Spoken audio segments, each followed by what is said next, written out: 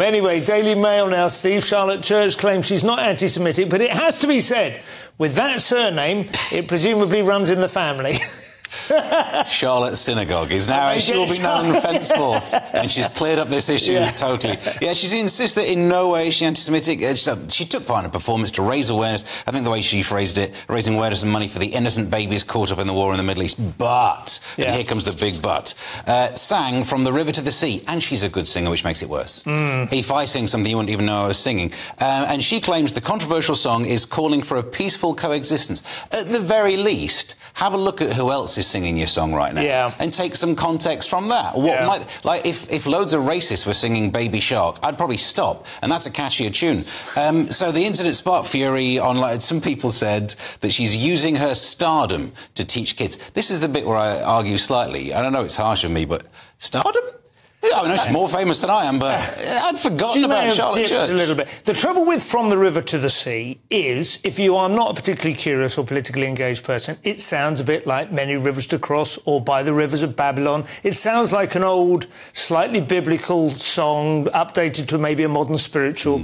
And you don't necessarily... It's not like Throw the Jew Down the Well, is it? Do you know what I mean? Well, let me answer this. Firstly, by the way, you mentioned her surname. Some people are calling her Charlotte Mosque online, which is a bit... I condemn, absolutely. But on this song, yeah, it's at very least anti-Israel. Whether you believe it's calling for the eradication of Israel or it's at very least not very pro-Israel, like we could agree on that. But a lot of celebrities are thinking of a time where you can just easily be on one side, just take the most left-wing side and you win. But on this issue, you don't get an easy win. But what's fascinating to me is she says this, Charlotte Church says, I'm fighting for the liberation of all people. I have a deep heart for all religions and all difference. The phrase all difference is borderline meaningless. Difference to who? And then she goes on, it was a beautiful, beautiful event. But unfortunately, the powers that be can't have that, can't have such a powerful symbol of resistance. And again, one asks, against whom? And what she is trying to do is this kind of very interesting liberal 60s paradigm we're still stuck in. She wants to be part of some resistance against something, but something very vague and safe, so that she's always in the right. But that's just not an option anymore, especially on this issue.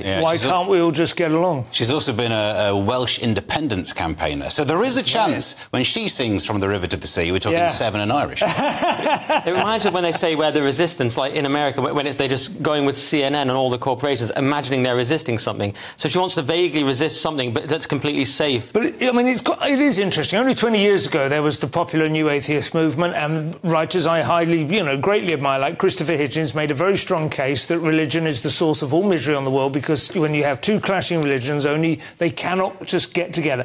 But then in the meantime, in the last 20 years, we've seen what happens when what rushes into that vacuum, right? Right. The woke. A lot of people would say is what gushed into the vacuum that was left when people became actively atheist. Absolutely, yeah, that definitely happens. But what is she resisting? If she's not resisting Israel, but she's resisting something, what is it? This is my question. Yeah, gravity.